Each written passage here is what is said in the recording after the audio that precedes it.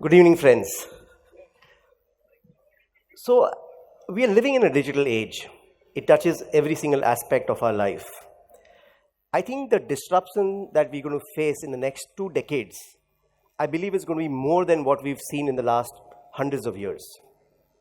The primary reason for this accelerated disruption is because we are experiencing technologies that are radically different than any technology we faced in the past. So let me elaborate a few differences. First difference is these technologies are exponential in nature. 1 becomes 2, becomes 4, becomes 8. So let me give you an example.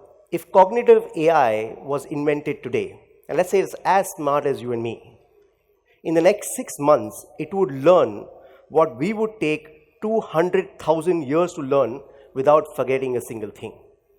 So when these technologies get invented, after that the rate of growth is almost impossible to predict.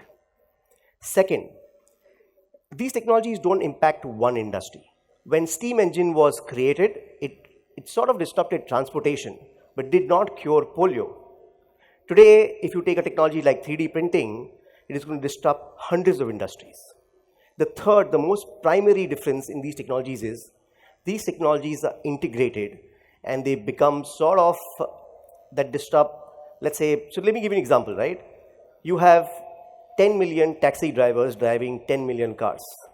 When AI comes in, it is not 10 million AIs that are replacing those 10 million drivers. It is one integrated AI unit.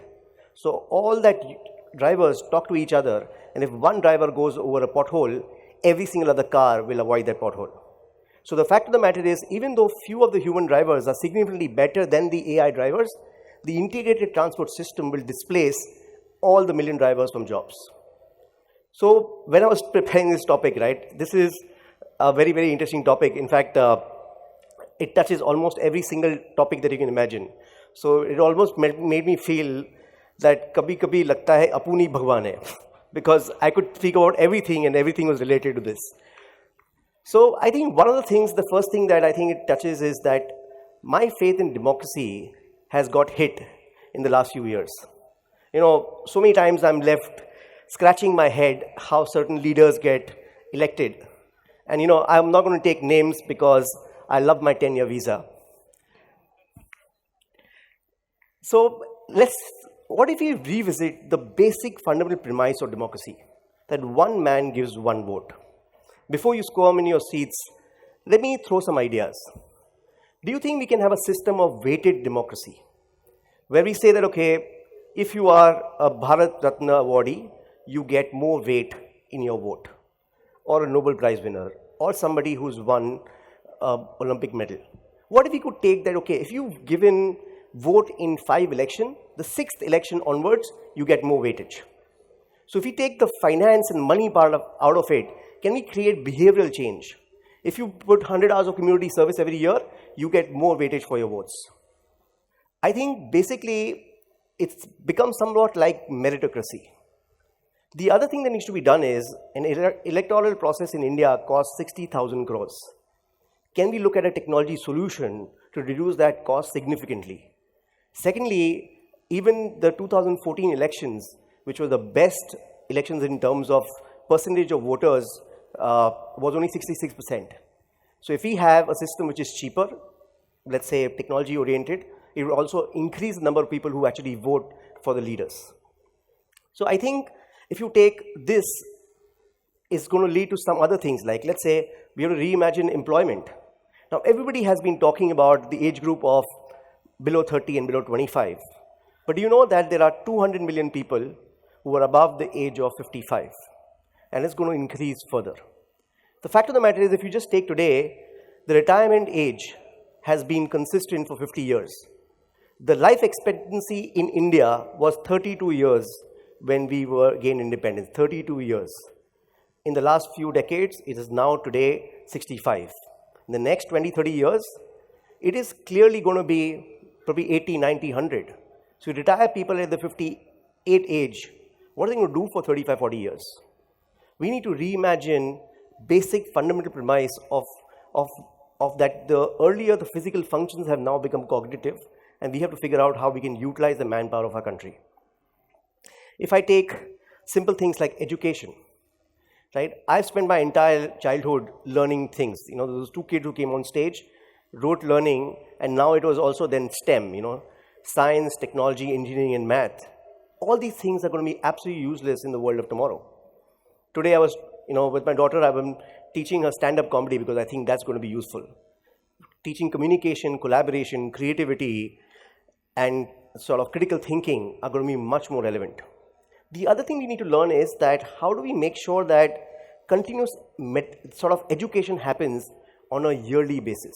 Because the change that is happening, if we don't educate ourselves on a yearly basis, we're going to have a lot of challenges. So that brought me to an interesting point. I was thinking that we don't let doctors touch our body before they've done decades of medical education, same as engineers building bridges. But the guys who are building our nation, I think they don't have any education qualifications for that job. But can we create some kind of learning for them every year? Maybe if you want to be a leader in this country or any country, you need to spend 100 hours every year in continuous learning. What are the topics you may ask? Maybe watch TED videos, understand exponential technologies, even understand basic concepts like what feminism is.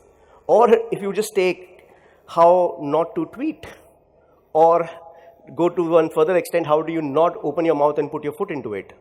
I think these basic things, when I look at our leaders, they are saying things which makes me squirm in my seat and I say, like, how can a person say this thing? So I think we need to reimagine education on a continuous basis and decide what communities and which are the guys they all need further education on a continuous basis every year. I was also looking at religion, right? So again, overlapping, but my belief is that can we create behavioral change through religion? If you take today, producing slaughtered meat costs 20,000 liters of water. Lab-grown meat can be produced with comparatively hardly any water usage. Can we say that, man-grown meat or lab-grown meat is not considered sinful? What if we would convince the masses that even if you have a girl child, she carries on your genes and your lineage, it doesn't have to be a boy child? Will that reduce the total female infanticide that we face in our country? We have to do this is that unless we reimagine these things where we are creating the behavioral change in the masses, it's going to be an extremely dark world that we're going to head into. Because displacing of jobs, so let's say, I was thinking to myself, which is pretty detrimental to my interest, but even inheritance. The challenge was earlier inheritance was only money. Now in the world of AI, there is a possibility that I will train an AI with my intelligence and my experiences, and that AI will get transferred to my children. They'll have a huge competitive advantage in the world, so it's not going to be only money, it is going to be intelligence. And that was something which was never possible in the past. Our children had to work hard to gain success. But if that happens, then it's going to be a vicious or a virtuous cycle for the rich virtuous and for the poor vicious. So I think this inheritance thing itself, if something can be impacted, let's say I'm just thinking that, we need to figure out how we're going to provide universal basic income to the people in the country.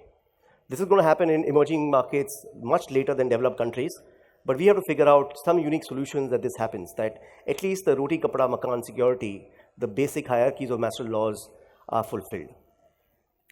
The key is that how we talked about integrated transport unit of AI, I think all these things have to come together.